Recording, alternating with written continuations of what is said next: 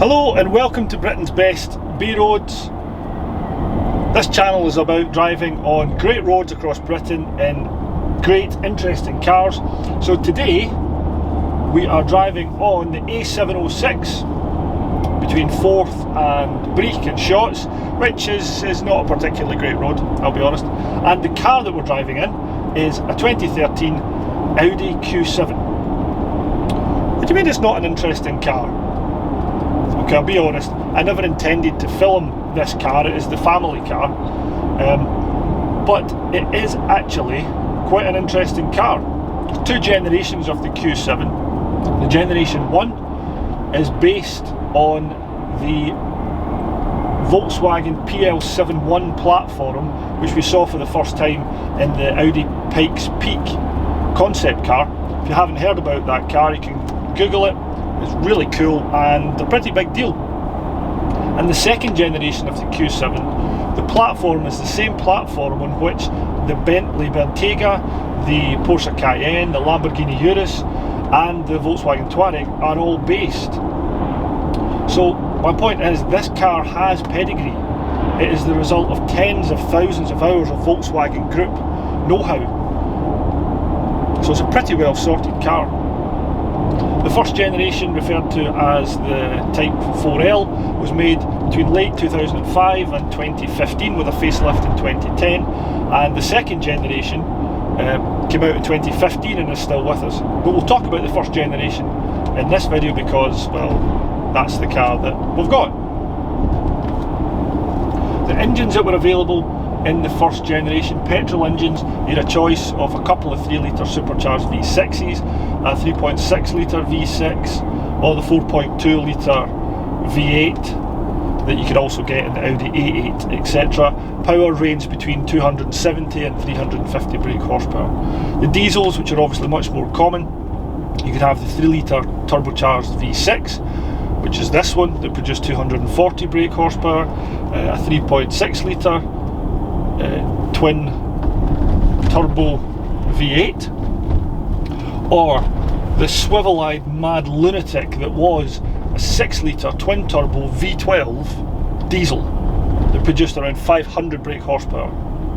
It was the only serious V12 diesel that's ever been in production, and I don't think we'll ever see it again because it wasn't a success. So the engine that's in this car, the 3-litre single turbocharged diesel V6, can do 0 to 60 in 8.4 seconds, which is around the same time as a BMW 520d from the same era, and faster than a 1980s Ferrari Mondial 8. It probably handles better as well than a Ferrari Mondial 8 did. And this has got a top speed of 134 miles per hour. So this is not a slow car. It's not a fast car, but it'll do most overtaking manoeuvres when you need it to. It doesn't have a low ratio box like a proper 4x4 does, like most four-wheel drive Land Rovers have. But having said that, it has permanent quattro four-wheel drive. It's got a central locking differential, put the power to the front and the back, and it has adaptive air suspension. So unless you are spending your time in muddy fields, as long as you've got decent all-weather tyres on, this car will do most things you need it to when you're off tarmac. When this car burst onto the roads in 2005, 2006, and I mean burst onto the roads because it wasn't really like anything else that was on the roads. It was bigger than any other SUV that was on the market. It had more bling, that huge big chrome grille, the LED running lights. This was one of the first cars to have had LED running lights along with the Audi R8. It was a really unapologetically imposing car. You saw this coming up in your rear view mirror on the motorway, you got out its way. It's like a big racing tank. And because of its sheer size, you would fairly routinely see these cars parked straddling over a couple of parking spaces, and all of these things together unfortunately gave this car a bit of a reputation, or rather gave its the drivers of the first Q7s a bit of a reputation as being arrogant show-offs. So these cars were not particularly well liked by other road users when they came out. That was 15 years ago. There are lots of other big cars on the roads now. The second generation Q7 is slightly more understated than this one. So I think that sort of simmering hatred that a lot of road users had for the Generation 1 Q7 has been diluted. Probably you're not going to get anybody letting you out at junctions anytime soon, but it's not hated the way that it used to be. So should you buy this as a second-hand car? Well, from a practicality point of view, and let's face it, if you're looking at one of these, that's probably what you need. These cars are incredibly useful and practical. It's got a third row of seats for kids or small adults, shorter adults.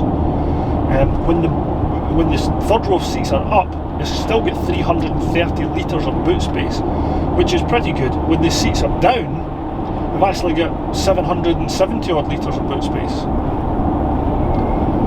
which is 150 litres more than the Volvo X90 of the same period. Now, talking about litres feels a bit abstract. To put that into context, 150 litres is about the size of a fairly big, posh fish tank. I said the A706, the road that we're on, wasn't particularly great. There is one interesting thing about it, and that is these roller coaster speed humps between 4th and the Breek Crossroads. And I think that's a really good way to illustrate how good the air suspension is on this car. It just soaks up all these bumps and corners. It corners really pretty flat. So there we have a bump on the corner which can throw you right off it. And it corners really nice and flat. Here's a good one. Hey, whoa! Oh, we have to brake.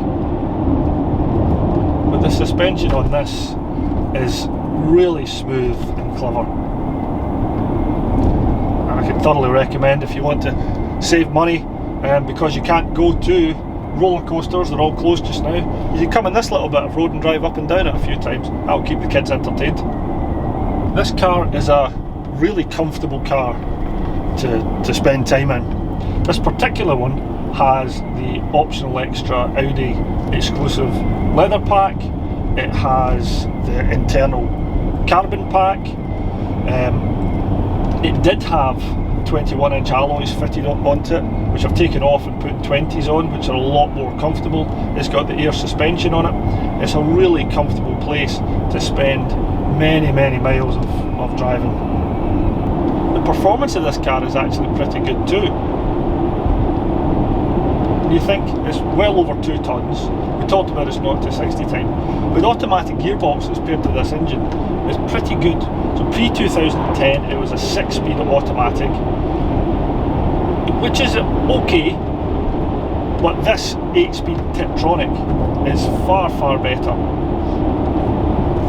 When you put it in drive, it's still a bit slow to get with the program.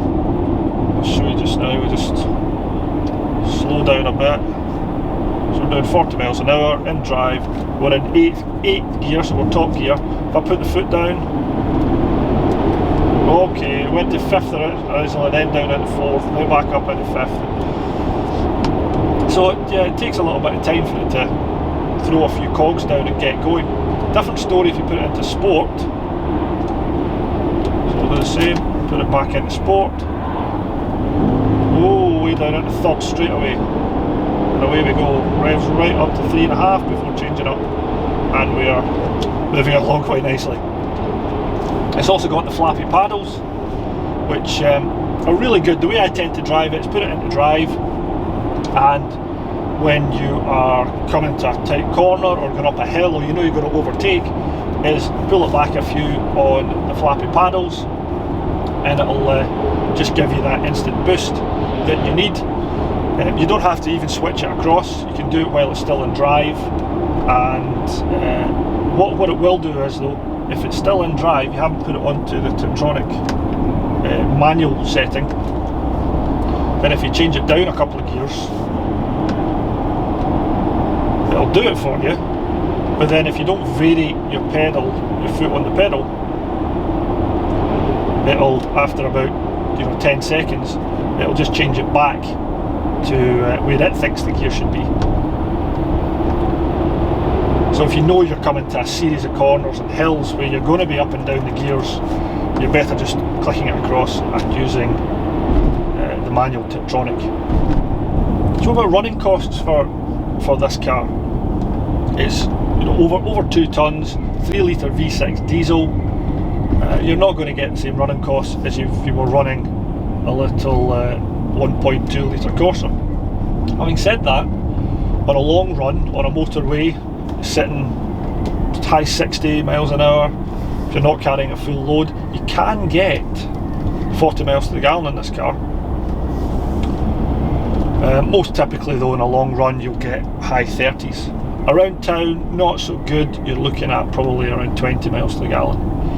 Maintenance on this car, it's no worse on any particular thing than any other car. The one thing it is quite sore on is brakes, particularly